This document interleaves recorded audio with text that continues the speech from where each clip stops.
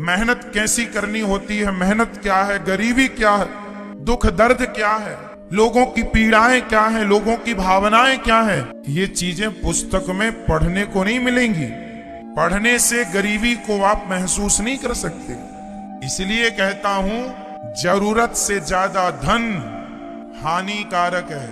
आज का आदमी 95% लोग अपनी जरूरतें पूरी नहीं कर रहे हैं। जरूरतें तो पूरी हो चुकी हैं, अपनी इच्छाओं की पूर्ति में लगे हैं। शादी के बाद पति पत्नी के जीवन में बेटा और बेटी की होती है जरूरत, और जब वो जरूरत पूरी हो जाए उसके बाद भी आप यदि भोगों में मन लगाए हैं तो वो जरूरत नहीं है, वह आपकी इच्छाएं, और आप उन इच्छाओं की पूर्ति में लगे हैं जो कभी पूरी ही नहीं होंगी। इसलिए समझदार बनो।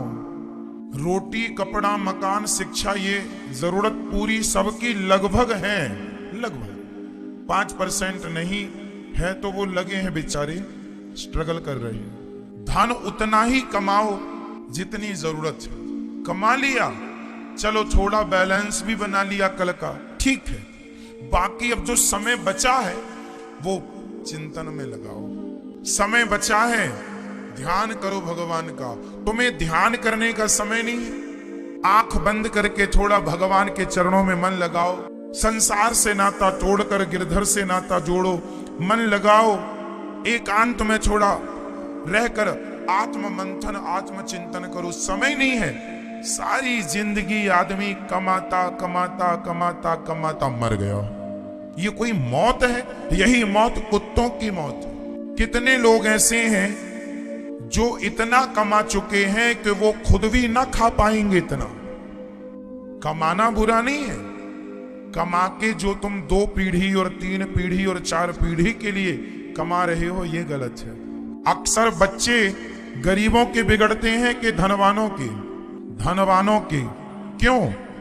उन्हें पैसे की कीमत पता नहीं, कमाया कैसे जाता है पता नहीं, बाप का मिल गया। मेहनत कैसी करनी होती है, मेहनत क्या है, गरीबी क्या है, दुख दर्द क्या है, लोगों की पीड़ाएं क्या है, लोगों की भावनाएं क्या है, ये चीजें पुस्तक में पढ़ने को नहीं मिलेंगी। पढ़ने से गरीबी को आप महसूस नहीं कर सकते। इसलिए कहता हूं, जरूरत से ज्यादा धन हानिकारक है, अति सर्वत्र वर्जयेत्। ज्यादा धन बच्चों को सुरा और सुंदरी का आदि बना सकता है। सुरा मीन्स शराब, सुंदरी मीन्स स्त्रियां।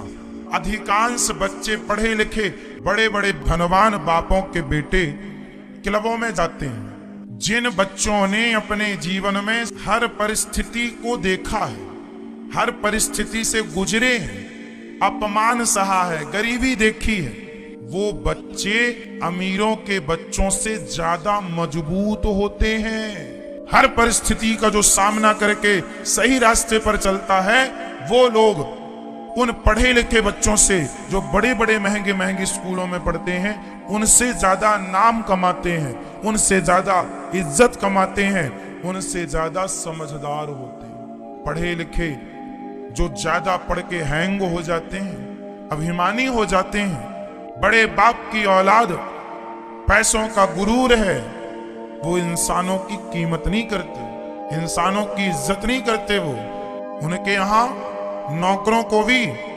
अपमानित किया जाता है। जो व्यक्ति जमीन से मीन्स हर परिस्थितियों से जूझता हुआ आगे बढ़ता है, वो व्यक्ति बहुत सफल होता है। आज के माँ बाप अपने बच्चों को पैसा देते हैं, स्कूली ज्ञान देते हैं, पर रुपए की वैल्यू नहीं समझाते कि पैसे की वैल्यू क्या है। एक राजा ने अपने बेटे से कहा, जाओ पैसे कमा के लाओ। राजा का बेटा था बड़ा, माँ से मांगा, माँ पैसे दो, माँ ने निकाल के दे दिए, पिता को दे दिया, ये लो।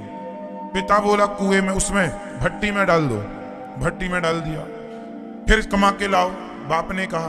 बेटा फिर चला, मामा से मांग के ले आया कुछ पैसे। राजा ने कहा इसे भट्टी में डालो, उसे भट्टी में डाल दिया। राजा ने घोषणा की कि इसे कोई परिवार का आदमी पैसा ना देगा, और जो देगा उसे मैं दंड दूंगा। अब उसे किसी ने पैसा नहीं दिया। राजा ने कहा कमा के ला। कमाने चला, एक लोहार की दुकान में पहुंचा। लोहार ने कहा कि तुझे ये हथौड़ा उठाकर इसमें पटकना पड़ेगा लोहे में, तब तुझे मैं 25 पैसे दूंगा। पूरा दिन पटकवाया हथौड़ा उस बच्चे से, पसीने पसीने।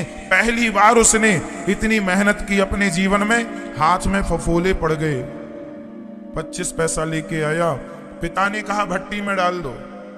उस बेटे ने कहा पिताजी ये मेरी पसीने की कमाई है, इसे मैं भट्टी में नहीं डालता। पिता ने कहा बेटा अब तुम राजा बनने के योग्य हो गए हो, अब तुम इस गद्दी को संभालने के योग्य हो गए जब तुम ये जान गए कि 25 पैसा कैसे आता है। जो आदमी धन का और शरीर का, मेरा शरीर, यदि शरीर है तो सब है। शरीर अच्छा होता है ना तो सब अच्छे लगते हैं, और शरीर अच्छा ना हो तो कुछ अच्छा नहीं लगता। शरीर स्वस्थ हो तो घास की झोपड़ी में गुजारा हो जाता है, और अस्वस्थ शरीर हो तो महल भी बेकार लगते हैं, सोने का भी तुम्हारा घर हो, और शरीर अस्वस्थ हो तो वह सोने का महल भी खाने को दौड़ता है। इसलिए जिस आदमी ने धन की इज्जत की, जो धन का सम्मान किया, मीन्स धन का सदुपयोग किया, और जिसने शरीर का सदुपयोग किया, वो लोक परलोक दोनों जगह सुखी रहेगा। जिसके जीवन में जितना संकट आएगा, जिसके जीवन में जितनी मुश्किलें आएंगी, वो व्यक्ति उतना सफल होगा। जिसके जीवन में मुश्किलें नहीं है, संकट नहीं है, उसके सफल होने की संभावना भी उतनी कम है। संकटों से, विपत्तियों से व्यक्ति मजबूत होता है। आग में लोहा जब तपता है ना, तो आग में लोहा तपने के बाद क्या होता है, और पहले की अपेक्षा मजबूत हो जाता। लोहा जितना तपेगा उतना मजबूत होगा। ट्रेन जिस पर चलती है वो ट्रैक भी लोहे का होता है, और हम जो घर बनाते हैं वो सरिया भी लोहे का होता है। आपने ट्रेन के ट्रैक पर जंग लगी देखी? लोग कहते हैं कि लोहे पर जंग लगती है, तो जिस ट्रैक पर ट्रेन चलती है उस ट्रैक, वो लोहा 50 साल पुराना है, जंग नहीं लगी, गला नहीं, पानी में पड़ा रहता है। और ये तुम्हारा घर का सरिया पानी में डाल दो, 4 महीने पड़ा रहने दो, देखो। ट्रेन वाला जो लोहा है, जिस ट्रैक पर ट्रेन चलती है, वो भी लोहा है, घर में भी लोहा है। इसमें जंग लगती है, उसमें इतने जल्दी जंग नहीं लगती, उसकी आयु ज्यादा है आपके घर के लोहे की अपेक्षा। क्यों?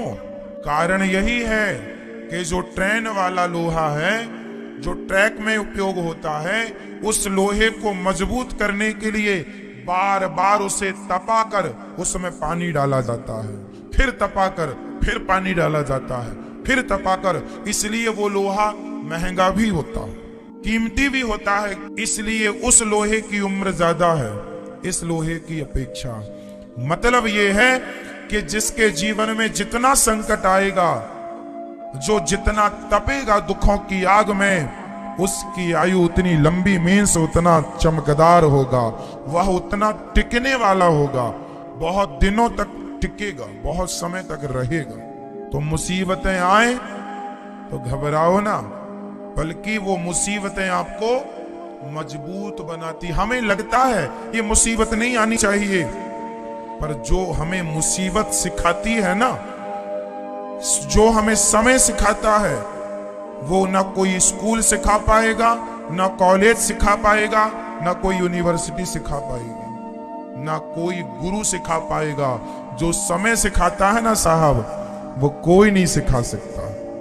समय जब सिखाता है तो समय का दिया ज्ञान सबसे कीमती होता है। ठोकर खाके ही ठाकुर का दर्शन होगा।